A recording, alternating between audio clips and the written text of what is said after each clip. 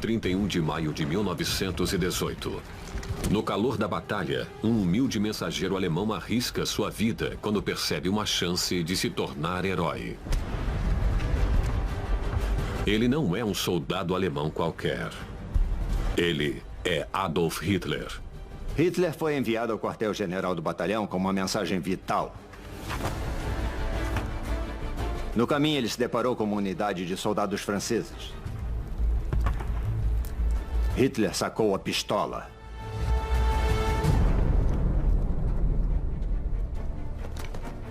Os franceses baixaram as armas e Hitler fez deles prisioneiros de guerra.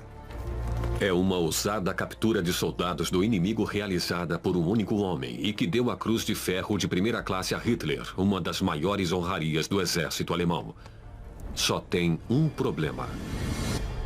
A história é uma mentira total.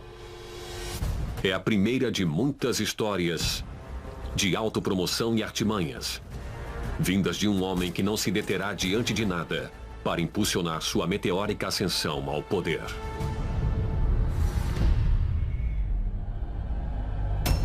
Hitler.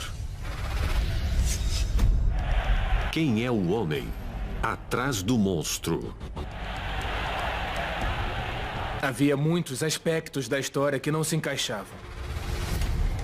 De adolescente solitário a herói nacional. Ele foi o Messias do povo alemão. Como ele conseguiu? Tudo foi uma encenação, tudo foi um espetáculo. Esta é a apresentação definitiva do homem mais odiado da história. Hitler, ascensão e queda. Imagens raras de um dia histórico. 2 de agosto de 1914. Na Odensplatz de Munique, é divulgado que a Alemanha acaba de declarar guerra à Rússia. Estas são também as primeiras imagens conhecidas de Adolf Hitler. Ele só tem 25 anos, um rosto insignificante na multidão capturada em filme. E é o cinema, ainda na infância, que vai ajudar a transformar Hitler no Führer alemão. 25 anos depois, Hitler lançará o país na Segunda Guerra Mundial. Em julho de 1940, apenas 8 semanas após a invasão da França, ele encabeça um desfile em Berlim para comemorar a vitória da Alemanha.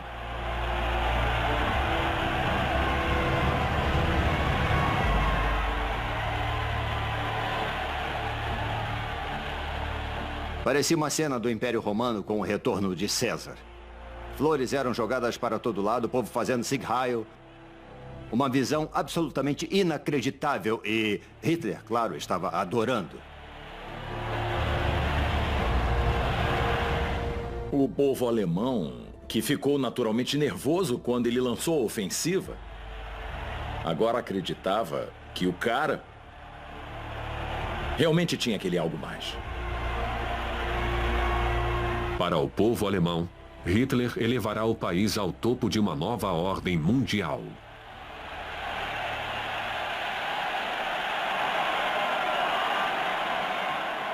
É uma promessa que os alemães engolem, em parte devido à reputação de Hitler como herói, angariada nos campos de batalha da Primeira Guerra Mundial.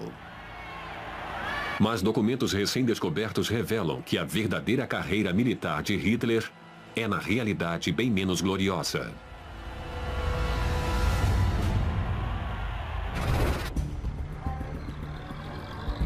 Maio de 1913. Aos 24 anos de idade, Hitler deixa a terra natal, a Áustria, para evitar a convocação para o exército austro-húngaro.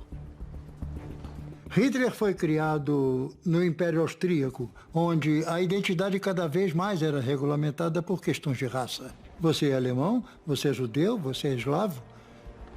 Hitler, desde muito cedo, se identificava muito com a Alemanha. Hitler não tinha a menor vontade de servir ao Império Austro-Húngaro em nenhum aspecto militar. A lealdade dele era dirigida à Alemanha, que ele via como o país do futuro. Para fugir da Áustria para a Alemanha, Adolf, aos 24 anos, torna-se desertor e um homem procurado. 18 de janeiro de 1914. Após 8 meses em fuga, as autoridades localizam Hitler em Munique e o levam a julgamento. Lá, ele usa o artifício da compaixão, apresentando-se como um jovem esforçado e em dificuldades. O juiz se apiedou dele. Muita gente estava na mesma situação, mas de algum modo ele conseguiu escapar. É claro que se tratava de Hitler no auge do desempenho teatral, um talento que ele iria aprimorar pelo resto da vida. 3 de agosto de 1914. A Alemanha declara guerra à França. Livre da convocação austríaca, Hitler entusiasticamente se alista no exército alemão. Ele é designado para a primeira companhia do 16º Regimento de Reservista da Infantaria da Baviera.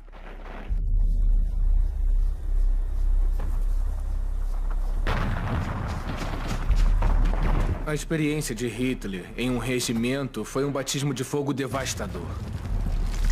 Eles estavam despreparados para as realidades da guerra. Mais de 2.000 homens da unidade de Hitler morreram ao final da primeira batalha de Ypres em novembro. Mas o recruta Hitler sobrevive e recebe a única promoção da carreira. Bom, em geral, definiu-se que Hitler se tornou anspessada ou cabo. Mas isso não é verdade.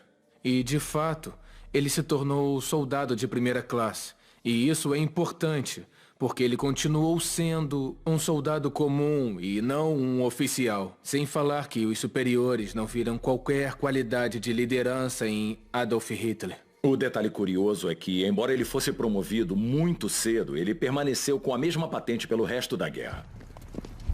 A promoção de Hitler lhe traz uma nova atribuição. Ele passa a ser mensageiro do quartel-general expedicionário, transportando mensagens para unidades de combate atrás das linhas de frente. Documentos recém-descobertos nos arquivos do regimento de Hitler revelam uma discrepância crucial na história. Uma coisa que mais tarde a propaganda usará para classificar Adolf Hitler como herói. E quando eu comecei a ler, eu pensei, peraí, parece muito com aquele relato feito pela propaganda nazista sobre a captura de um grupo de soldados franceses. Mas havia uma diferença fundamental. O herói do relato da propaganda nazista era Adolf Hitler. Só que o herói do relato na minha frente era Hugo Gutmann, oficial judeu superior de Hitler. Alto!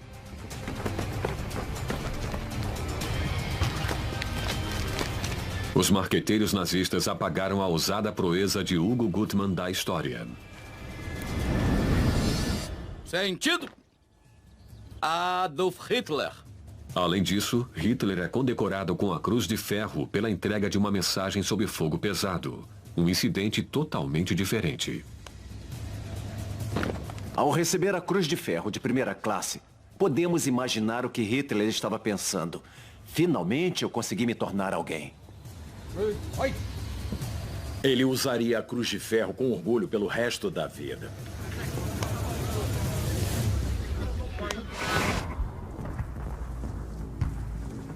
Em 13 de outubro de 1918, a participação de Hitler na guerra chega a um fim repentino e agonizante, quando os britânicos atacam o regimento com gás de mostarda.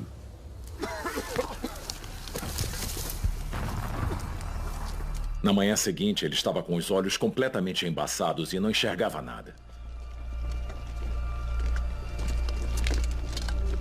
Hitler é levado para um hospital militar perto da fronteira polonesa. Mas a unidade em que ele foi colocado não é oftalmológica, é uma unidade psiquiátrica. O que parece ter acontecido é que, após 4 longos anos de guerra, a pressão foi demais para Hitler e ele teve um colapso nervoso. Uma olhada mais atenta à vida de Hitler deixa claro que a experiência de guerra foi só a ponta do iceberg para o futuro ditador. Os demônios de Adolf Hitler são muito mais profundos do que os companheiros mais chegados poderiam perceber.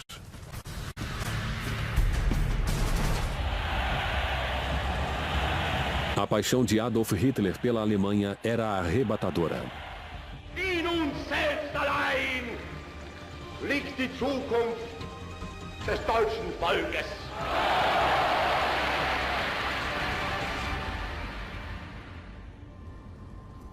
Mas o homem que a história sempre mostrará como um demagogo maligno é, na verdade, austríaco, nascido na cidadezinha de Braunau am Inn, em 20 de abril de 1889. Hitler veio de uma família perturbada. A mãe dele chamava o pai dele de tio. Os 3 primeiros filhos morreram muito cedo e Adolf, o 4º filho, foi o sobrevivente. Ela teria mais filhos, mas o outro filho, o homem Edmund, também morreu e ela ficou absolutamente louca pelo único filho. Mas as coisas eram muito diferentes com o pai. O pai dele, Alois, era um homem distante, frio, idoso e que o espancava com regularidade. Como resultado, Hitler o desprezava totalmente. Para escapar do pai violento, Adolf se afunda em histórias de cowboys e índios do autor alemão Karl May, estreladas por um chefe apache que luta por uma vida melhor para a tribo. Foram esses romances do faroeste norte-americano que primeiro tiraram Hitler, o jovem Adolf, da completa obscuridade e o apresentaram uma versão fantasiosa de um mundo mais amplo. Quando o imaginativo jovem faz 9 anos, a família se muda para os arredores de Linz, a capital da Alta Áustria. Ali, Adolf sonha em exercer sua grande paixão, o desenho. Mas seu pai tem ideias muito diferentes para o futuro. O pai de Hitler era funcionário público e quando Hitler mostrou interesse em arte e declarou que queria ser artista, o pai ficou completamente furioso e disse não enquanto eu viver. Proibido de estudar arte, Adolf é enviado para uma escola técnica direcionada à matemática e às ciências. Hitler não foi um bom aluno, mas havia um assunto que pareceu excitar a curiosidade e o interesse dele, a história. Certo tipo de história. Eram os relatos de grandes heróis do passado alemão, os heróicos reis, imperadores e conquistadores. O aprofundamento de Adolf no nacionalismo alemão só contribui para o crescente afastamento entre pai e filho. O pai dele se identificava claramente com o Império e com o projeto imperial, com a monarquia de Habsburgo, enquanto o jovem Hitler era atraído pelas ideias do pan-germanismo e se considerava alemão. Não compartilhando nada além de uma profunda aversão um pelo outro, a morte súbita de Alois em janeiro de 1903 transforma Adolf de 13 anos de idade no homem da casa.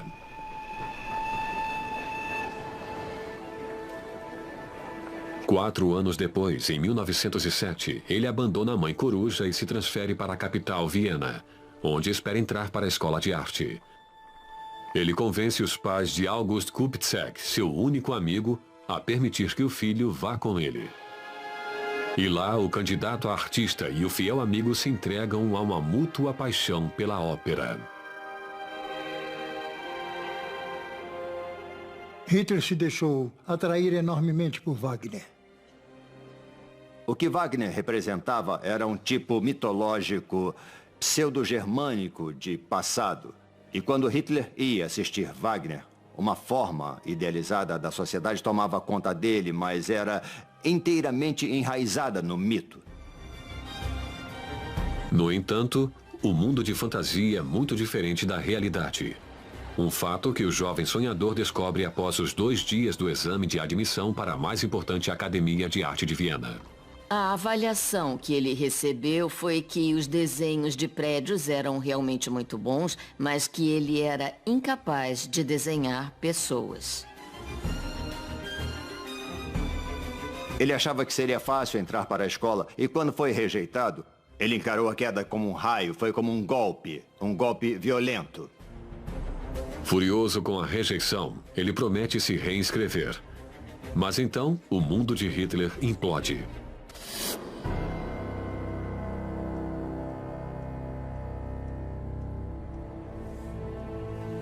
21 de dezembro de 1907. Hitler corre para casa em Linz para ficar com a mãe doente terminal.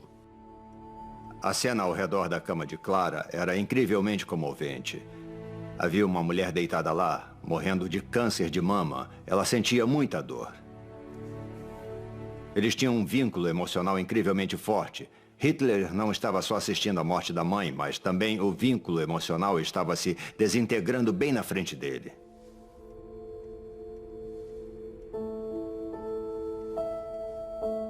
Adolf fica inconsolável, apesar do apoio do Dr. Eduard Bloch, o leal médico judeu da família.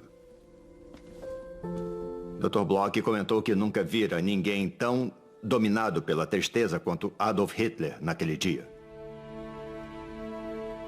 Talvez fosse um exemplo das emoções extremadas de que Hitler sofreria pelo resto da vida, da incapacidade de lidar com contratempos quando enfrentava perdas e decepções.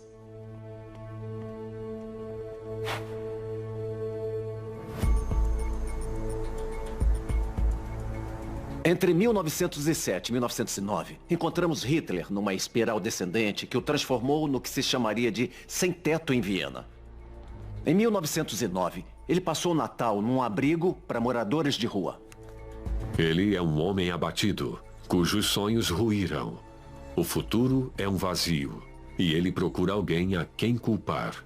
O que ele estava sentindo era um ressentimento ardente contra o universo da classe média burguesa que o havia rejeitado e que não enxergava a genialidade dele.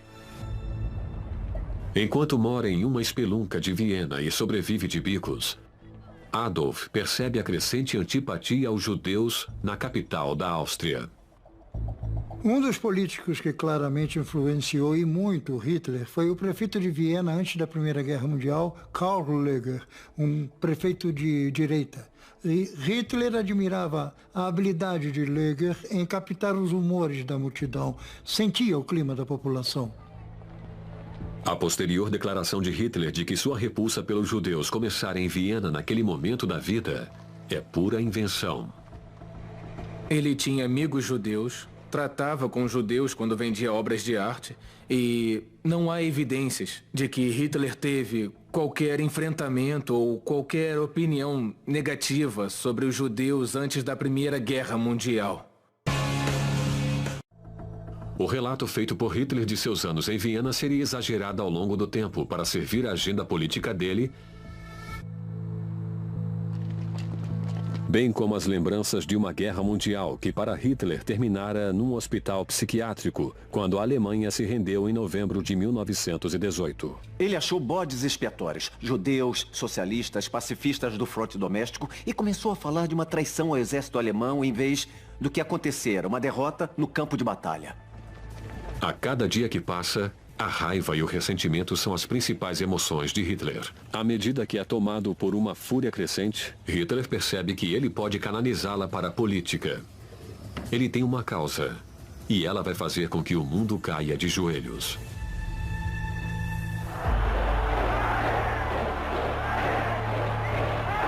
Setembro de 1934.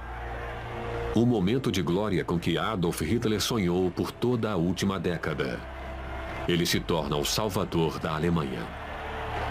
Filmado aqui falando para mais de 700 mil simpatizantes do nazismo no comício anual do partido em Nuremberg. Um evento que o imortaliza, desempenhando o papel da vida dele.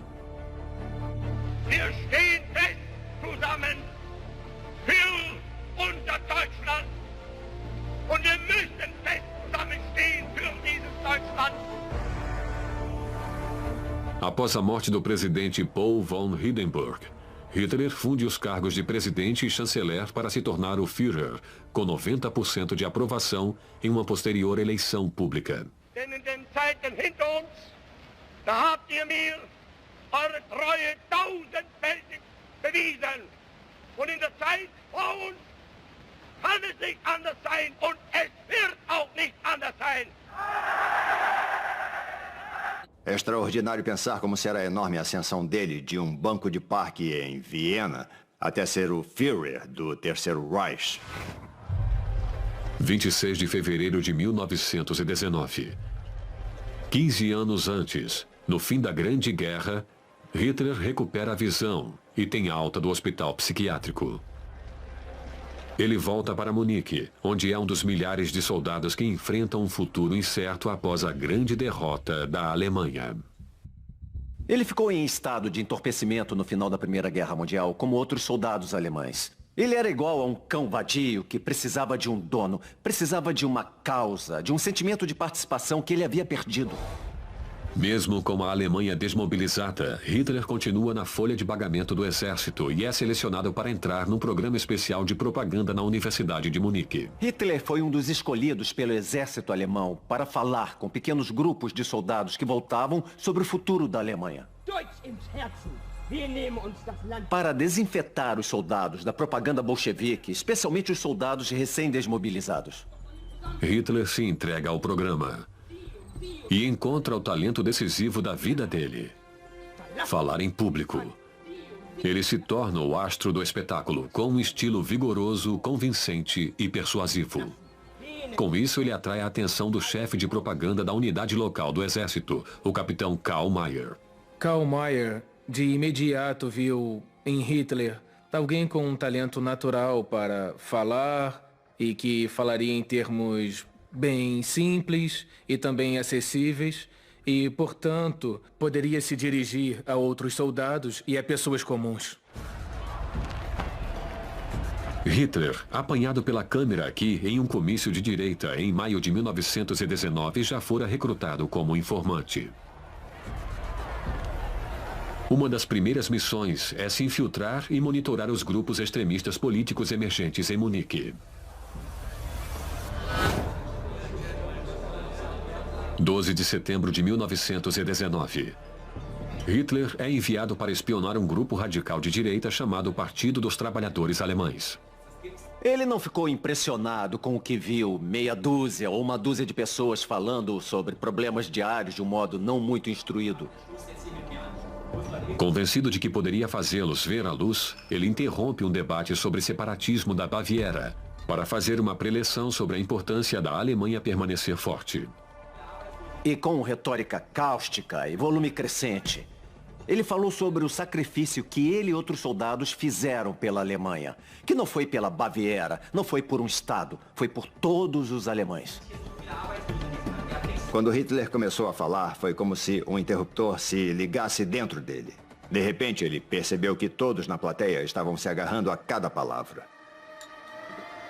E o líder do partido, Anton Drexler, disse: "Meu Deus, precisamos dele." Hitler é convidado a se filiar ao partido que estava espionando. Acreditando que eles estavam em sintonia com suas próprias ideias, ele aceita.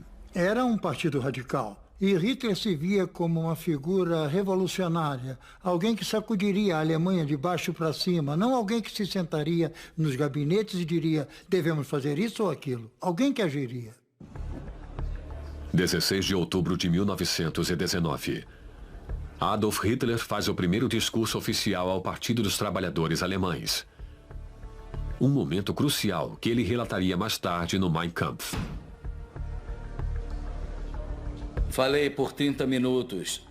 E o que antes eu apenas sentia dentro de mim, sem qualquer forma de saber, agora estava provado pela realidade. Eu sabia discursar. Hitler rapidamente se torna membro do comitê partidário, recrutando mais e mais operários com ardente propaganda. Havia muita gente receptiva às ideias dele por lá. Gente fortemente anticomunista que também tinha opiniões sobre os judeus, que também achava que a Alemanha fora apunhalada pelas costas. Sendo assim, Hitler estava sempre em sintonia com os humores do público. O interessante é que Hitler ainda não se via como o salvador da Alemanha. Nos 2 anos seguintes, com as afiliações começando a aumentar, inicia-se uma luta pela liderança do Partido dos Trabalhadores Alemães. Hitler, então, tornou-se uma figura importante no partido e ele não concordava com as estratégias de Anton Drexler. Ele renunciou e ameaçou largar tudo. Mas, no final, as pessoas que o rodeavam perceberam que havia alguma coisa especial em Hitler, iriam explorar as qualidades dele e o preço a pagar era aceitá-lo como líder. 29 de julho de 1921. Após o anúncio de que Hitler voltaria ao recém-renomeado Partido Nacional Socialista dos Trabalhadores Alemães, ele é formalmente nomeado como o único líder. Para Hitler, o socialismo era o socialismo da raça. O nacionalsocialismo não significava apenas o renascimento da Alemanha enquanto nação, mas uma revolução social. Hitler vai buscar em seus dias de aspirante a artista a inspiração para criar uma nova bandeira com um símbolo ameaçador. Hitler se empenhou completamente nos mínimos detalhes do visual. Ele usou a suástica, que já aparecia em alguns movimentos de extrema-direita desde 1907, mas ele a tornou fundamental para a imagem nazista. Ele era muito inteligente, sabia que não ia transformar todos aqueles nacionalistas em nazistas puros da noite para o dia, então o que ele pretendia, na escolha das cores, a suástica preta sobre um disco branco em cima do vermelho. Ele usou as cores do antigo Reich alemão. A ascensão de Hitler começara.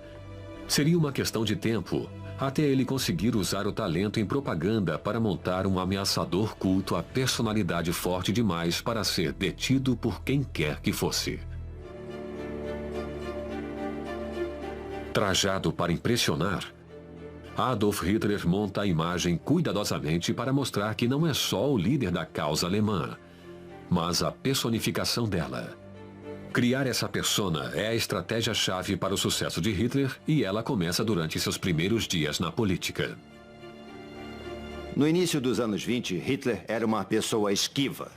Pouquíssimas pessoas viram fotografias dele. Assim, existia uma mística e uma aura que foram deliberadamente edificadas a respeito de Hitler. E tudo foi ampliado pelo apelido que ele assume para si mesmo, o Lobo. Agosto de 1921. Para aumentar o apoio e conseguir verbas para o pequeno partido nazista, Hitler se reformula. Mas suas tentativas de cultivar uma imagem pública que coincida com suas altas aspirações não se realizam. E ele é desmoralizado como o rei de Munique. Como líder do partido em Munique, Hitler tinha a obrigação de se relacionar com a alta sociedade, no que ele era totalmente inábil. Ele não tinha modos à mesa, era totalmente desajeitado. Ele colocava açúcar no vinho e não sabia segurar direito os talheres. Ele devorava bolos de creme da travessa antes que os outros se servissem. Segurava um chicote e o batia contra o joelho enquanto falava. Ele ainda estava procurando um modo de se relacionar com os ricos e poderosos. Hitler está longe do conforto de uma cervejaria alemã. Mas suas raízes grosseiras estão prestes a dar frutos. A Alemanha, 1923.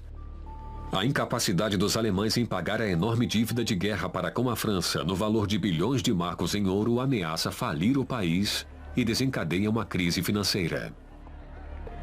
1923 foi um ano de crise para a República de Weimar. O governo imprimia dinheiro sem parar, a fim de cumprir com as obrigações, mas todo mundo sabe qual é o resultado: inflação.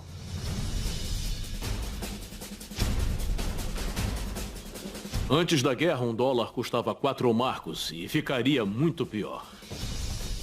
Em pouco tempo, $1 custaria 20.000 marcos. Com a economia em queda livre, Hitler vai para as ruas, onde alemães desesperados rapidamente perdem a confiança no governo democrático de Weimar. Hitler percebe uma fome de liderança forte, inspirada por um evento do ano anterior na Itália. Hitler era quase um devoto de Benito Mussolini, um admirador, quando faz a primeira tentativa de tomar o poder. Ele se espelha deliberadamente na marcha de Mussolini sobre Roma em 1922. Foi uma afirmação de nacionalismo violento que levou Mussolini ao poder, o que era bom para Hitler. Não era preciso ficar esperando e se preocupar com os resultados das urnas. Bastava ir para a rua, marchar até a capital e dizer: dê-me o poder. 8 de novembro de 1923. Hitler marcha para uma das cervejarias de Munique, acompanhado por 600 soldados de elite do partido. Lá, o primeiro-ministro da Baviera, Gustav von Kahr, está discursando para 3.000 pessoas, inclusive alguns dos principais políticos do estado. Ele estava armado com uma pistola e atraiu a atenção de todos imediatamente. ao disparar um tiro no teto. Hitler anunciou, como só ele poderia, que a Revolução Nacional fora iniciada. Um rugido de aplauso ecoou no salão. Naquele momento, Hitler pensou, sabem de uma coisa? Eu consegui. 3.000 pessoas naquele salão e todas se convenceram de que realmente a mudança de governo ia acontecer. No dia seguinte, Hitler lidera uma marcha de 2.000 homens por toda Munique para assumir o controle da cidade. Mas von Kahr tem outras ideias e informa Berlim que ordena uma reação imediata. Eles foram alvejados por soldados e policiais em formação. Manifestantes à direita e esquerda de Hitler foram mortos, mas Hitler, milagrosamente, escapou ileso. 4 policiais e 14 dos nazistas de Hitler estão mortos. No caos, Hitler escapa e se esconde na casa de um homem formado em Harvard, Ernst M. Stengel, um simpatizante do partido nazista. Pela terceira vez na vida, Hitler sofre um revés devastador, que resulta em um colapso emocional. Ele passou 2 dias lá, na mais negra depressão. Ele brincava com a pistola. A esposa de Stengel o convenceu a não se matar. Mas era evidente para Hitler que o golpe fracassara. O partido estava despedaçado e que ele mesmo tinha feito papel de palhaço. 11 de novembro de 1923, Hitler é encontrado e preso. Quando o policial chegou para levá-lo embora, Hitler insistiu para que a cruz de ferro fosse colocada na lapela. Em seu momento mais desalentado, ele ainda era um homem extremamente preocupado com a própria imagem. A visão de Hitler como salvador da Alemanha é agora encarada como piada. Pela tentativa de golpe, ele é acusado de traição e enfrenta a pena máxima, morte. Não se tratava de um julgamento, mas de um processo administrativo supervisionado por 3 juízes, todos nomeados no antigo período imperial. E todos nutriam alguma simpatia pelos objetivos patrióticos do Hitler. Hitler transformou o tribunal numa plataforma pessoal para suas opiniões. O que ele disse foi registrado na imprensa local e nacional. Ele teve autorização para falar à vontade. E claro, foi no próprio ato de falar que Hitler percebeu que ele ainda tinha poder. Hitler é considerado culpado, mas os juízes são tolerantes. Poupado da guilhotina, ele é condenado a 5 anos na prisão de Landsberg. O tempo que Hitler passou na prisão de Landsberg foi muito importante. É um tempo em que ele foi realmente obrigado a sentar e começar a considerar melhor as estratégias políticas. O fracasso do golpe da cervejaria deveria ser o fim da carreira de Hitler. Mas não é. Na verdade, é um novo começo. Ele recebia um fluxo constante de convidados, visitantes e simpatizantes que levavam para ele todo tipo de presentes, todo tipo de comida. Hitler era e foi pela vida toda louco por doces. Na verdade, ele até ganhou alguns quilos. Da cela, ele dita para o capanga de confiança, Rudolf Hess, o que se tornará a infame autobiografia de Hitler, Mein Kampf. Minha luta. Curiosamente, ele não escreveu o livro propriamente. Mein Kampf é um homem andando de um lado para o outro da cela, vomitando tudo que lhe passa pela cabeça na hora. Hitler disse no Mein Kampf o que ele ia fazer, que iria declarar guerra contra os judeus e iria destruir a população judaica da Europa, que ia abalar o equilíbrio de poder no mundo. Acho que então teve-se a real noção de que Hitler não se via mais como seguidor. Era ele quem ia liderar o povo alemão. Ele ia ser o Messias para o povo alemão. 20 de dezembro de 1924. Depois de apenas 9 meses de prisão, Hitler é libertado, por incrível que pareça, por bom comportamento. Ele é um homem livre, mas na ausência dele, a discórdia aumentou nas fileiras do partido nazista. Hitler enfrenta agora o desafio mais difícil de sua carreira política.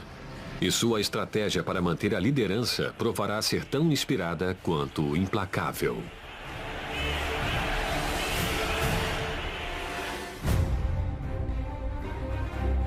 Dezembro de 1924. Adolf Hitler é libertado da prisão e volta para Munique. O partido nazista está um caos. E o governo da Baviera logo o proíbe de usar o maior trunfo: falar em público. Para um orador e demagogo como Hitler, foi uma desvantagem enorme. Ardilosamente, Hitler muda de estratégia. Ele já não busca mais a revolução, mas prefere mudar o governo Weimar da Alemanha por dentro. O fiasco do golpe da cervejaria convenceu Hitler de que a revolução no velho estilo era impossível. Ele saiu da prisão decidido a agir legalmente.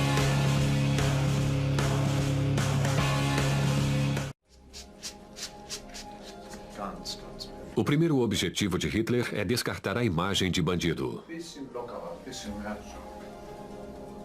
O desafio de renovar a marca Adolf Hitler é dado a um ex-fotógrafo paparazzo, Heinrich Hoffmann, um aliado que simbolicamente deu as boas-vindas a Hitler quando ele saiu da prisão de Landsberg. Juntos, Hoffmann e Hitler experimentaram muitas poses diferentes, vários trajes. Um deles é o tirolês. Quando veem as fotos de Hitler como tirolês, Hitler as descarta e as marca com cruzes vermelhas, por achar que ficava com cara de bobo. Hitler nunca mais se vestiria de tirolês em público. E é nesse momento que ele começou a assumir uma figura mais estadista. Os que conheciam ele ficaram chocados com a mudança. Adolf Legalité, alguns dos amigos o chamavam com ironia. Adolf Legalidade. Hoffmann tira mais de 2 milhões de fotografias, enquanto trabalha para aperfeiçoar a imagem idealizada que Hitler tem de si mesmo. Hitler quer que as fotos que não gosta sejam destruídas, mas Hoffmann as guarda e elas sobrevivem até hoje. É muito interessante que Hitler soubesse o que queria, que sua imagem transparecesse. Ele até tirou fotografias experimentando diferentes poses para os discursos. Ele era um homenzinho de bigode esquisito e ainda assim a imagem ícone dele é de um personagem grande e carismático. Foi tudo uma encenação, foi tudo um espetáculo. Essa postura em particular me intriga muito. Veja como ela é ampla e expansiva. Como este braço se afasta do corpo e se fecha em um punho, que é uma arma simbólica. Parece que ele está prestes a atacar. Hitler sabia disso. Sabia que, se expandisse a postura e exibisse uma arma simbólica, despertaria o público e o faria sentir uma forte emoção de perigo e de fúria. As fotografias de Hoffmann são só uma parte da reformulação política de Hitler. No início de 1926, Hitler está pronto para se concentrar em outra questão: aqueles que desafiavam sua autoridade política. Um dos seguidores mais próximos, Gregor Strasser, formou uma espécie de partido separatista nos distritos do norte. Hitler teve que colocá-lo sob controle. Mas ele ainda tinha que provar para os homens de Munique que ele ainda era o líder. 14 de fevereiro de 1926. Hitler convoca uma reunião de emergência dos líderes do partido em Bamberg. Participam nazistas importantes de toda a Alemanha, inclusive Gregor Strasser. Lá, Hitler exige a lealdade incondicional do partido. Foi um momento de decisão para Hitler. Foi um momento em que ele teve que restabelecer a autoridade sobre o partido.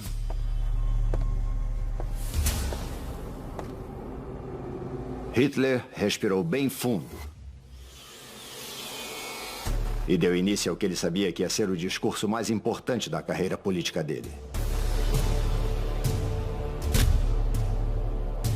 Ele se sentiu confiante o suficiente para desferir um golpe decisivo, que ia exigir a lealdade de todos os membros do partido, inclusive de Strasser.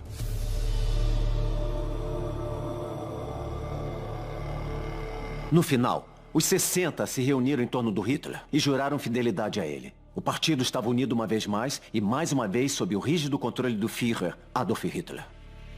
Este foi o primeiro sinal de que Hitler seria totalmente implacável. Como resultado de Bamberg, a autoestima de Hitler explodiu e ele sentiu que agora estava no caminho certo para ser o homem que a Alemanha precisava.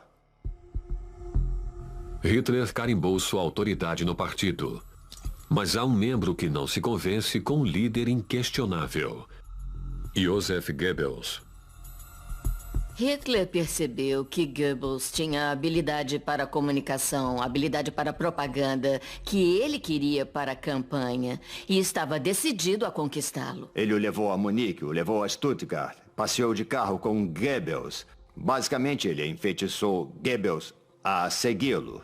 Goebbels, que manteve um diário durante a vida toda, escreveu nesse diário: "Eu o amo. Eu fiquei ao lado dele. Ele falou comigo. Ele me deu uma foto." E a partir desse momento, Goebbels foi leal a Hitler até a morte. 3 de julho de 1926. Na reunião seguinte do partido em Weimar, Hitler finalmente apresenta sua nova e cuidadosamente elaborada persona, que vai estabelecer o autoritário culto à personalidade dele. Com ele mesmo se intitulando de Führer. Uma coisa interessante sobre o título que Hitler escolheu, o título de Führer, é que ele não significa apenas líder político, é claro, e ele não queria que significasse apenas isso. Um Führer é uma espécie de guia, uma espécie de figura profética. Ele esticou o braço na saudação, que se tornaria então o cartão de visita do Partido Nazista. A saudação Heil Hitler, cumprimento de todos os lugares, tornou-se obrigatória e só demonstrava que o controle e a autoridade dele sobre o partido era forte como ferro. Em apenas 8 anos, Adolf Hitler se eleva de soldado comum a líder incontestável de um crescente partido político. É claro que ele tinha dons. Certo carisma pessoal rústico, sabia falar em público, tinha organização política. Mas havia também certa crueldade e uma disposição para agir contra aqueles que ficassem em seu caminho. Em março de 1927, a proibição de Hitler falar em público na Baviera é derrubada. Hitler, mais uma vez, podia ficar aos olhos do público. Ele tinha o que precisava, uma plataforma pública. Hitler aperfeiçoou a imagem e afiou as habilidades. Ele está pronto para soltá-las em cima de uma Alemanha conturbada e um mundo desavisado. Talvez nunca na história um homem e seu tempo estivessem tão bem alinhados. E é claro, o palco estava pronto para a ascensão de Hitler ao poder, não só em Munique, mas em toda a Alemanha. Versão brasileira Audiocorp.